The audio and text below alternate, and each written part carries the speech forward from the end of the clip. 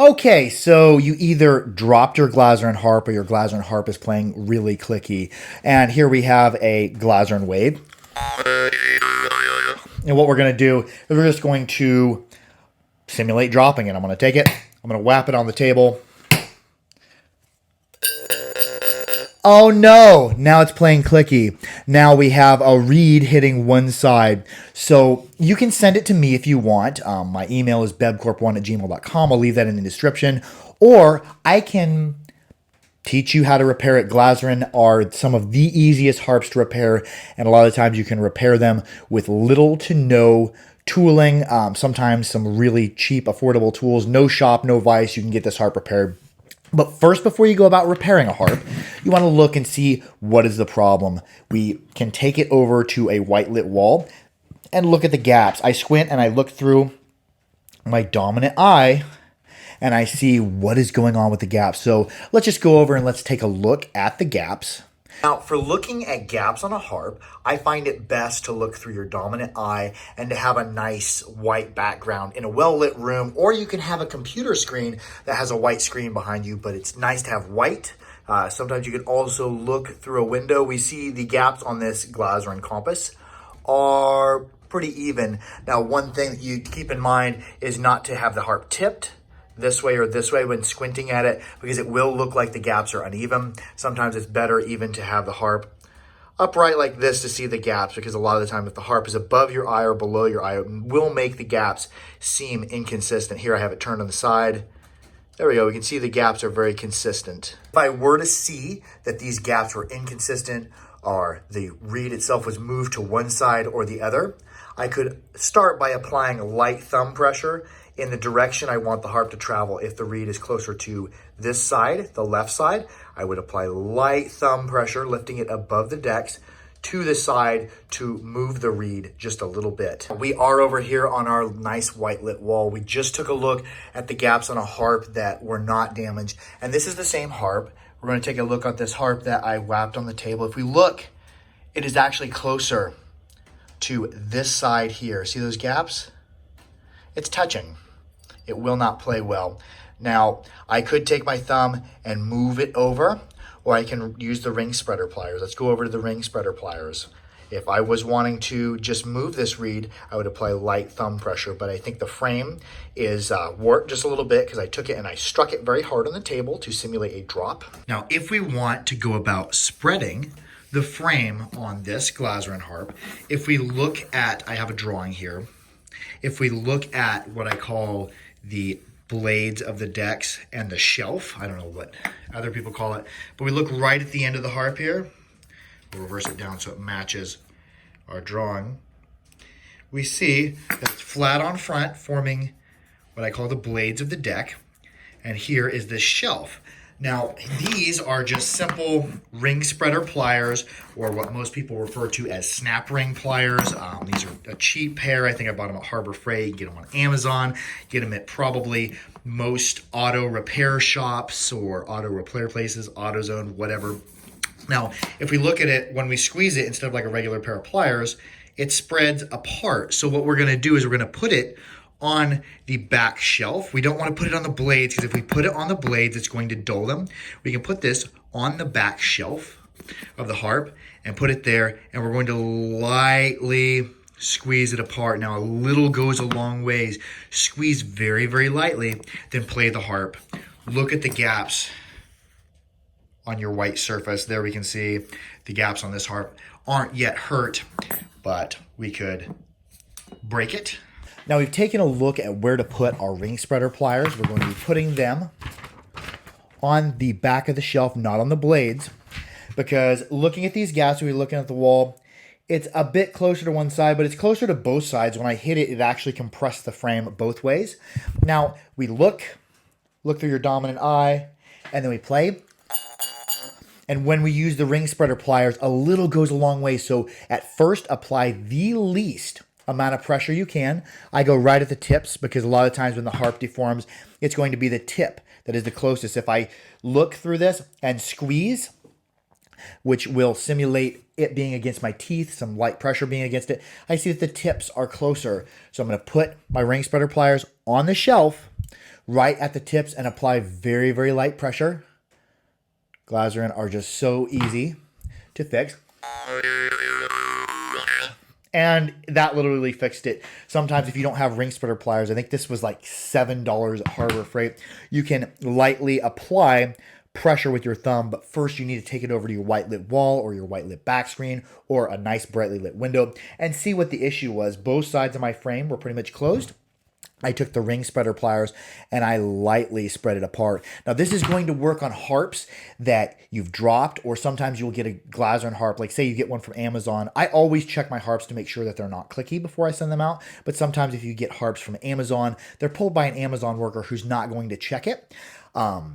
And not spread it. So if you have a harp that you want to play fast or that you want to play less clicky or that you've dropped, take the ring spreader pliers, place them on the shelf, and very, very light pressure. It is super easy to apply a little bit too much pressure, and then you've got a harp with big gaps. Now, if you do that, what do you do with your harp with big gaps? There is a couple things we can do.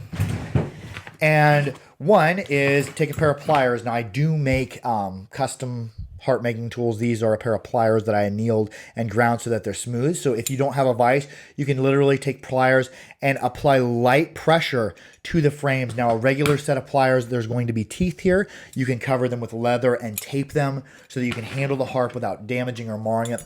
But to close your gaps, you can literally apply very light pressure. Now, when we're spreading, when we're opening, we're always going a little bit. It's better to go in a couple easy increments than one big increment, then have to adjust back. Now, if you have a deal where you can't get it back exactly correct, you can there are star head screws on every Glazyrin harp.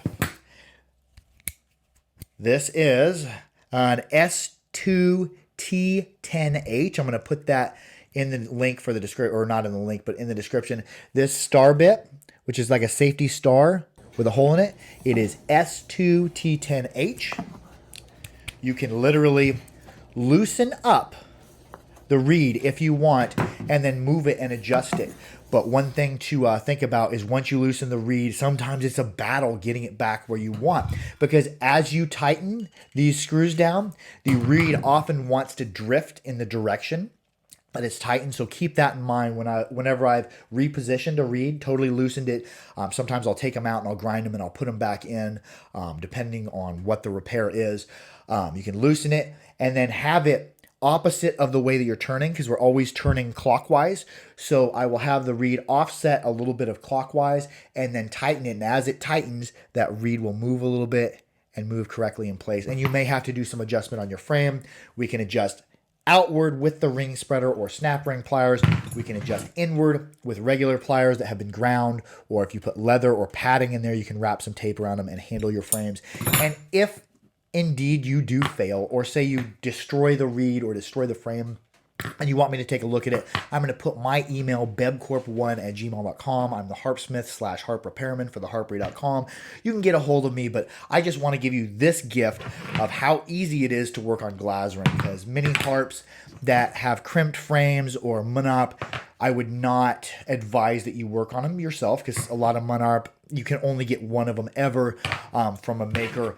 You don't want to go tampering with and destroying the frame. Or crimped reed harps are also notoriously difficult to work with if you don't have a full shop like I do. And we can go out and we can look at the shop just in the outro.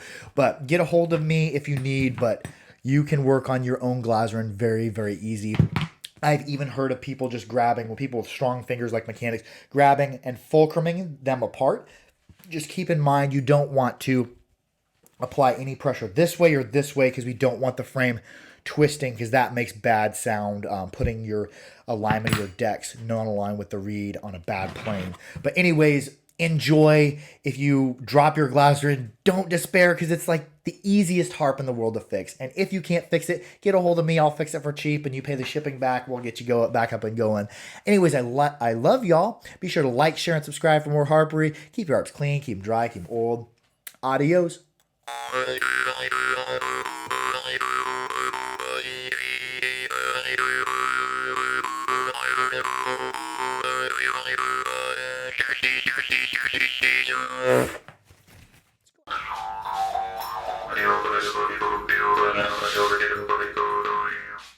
For you, hello.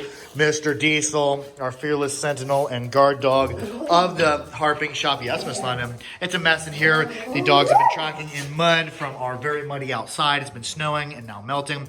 Anyways, let's get right into it. Here is our shear. This is Elvis Presley, or Ed Sheeran. I'm out of sorts today, and it's a mess in here. Here is our 5-ton arbor press, or 3-ton arbor press. Elvis Presley, all of them are named with puns. Various harp building paraphernalia, we'll say. This is our homemade anvil, which I do use for adjusting Morchang and other harps. I may teach that someday. Some of the stuff we have, there is, I make pliers, or not pliers, I grind down pliers so you can work with reeds. We have snap ring, or not snap ring, but loop making pliers for making triggers, various different needle nose pliers, stones for working reeds. We also have diamond grits over there. Here we have just a Craftsman 5-inch vise that I put high density polyethylene jaws in. Here's our big American-made Wilton vise that has been milled out for working with various harp frames. I also have brass jaws for working with different harp frames, one right at the end, which is very important. Whole bunch of files. You always need files, especially gunsmithing, Grobet 3-square gunsmithing file. Here's an invention I'll be going over later for working with frames. Various files, large belt grinder. We have our, can't even think today, 5-speed bench press, an adjustable speed grinder with a wire wheel. We can turn it up, turn it down. It helps to be able to work with something that's really low speed.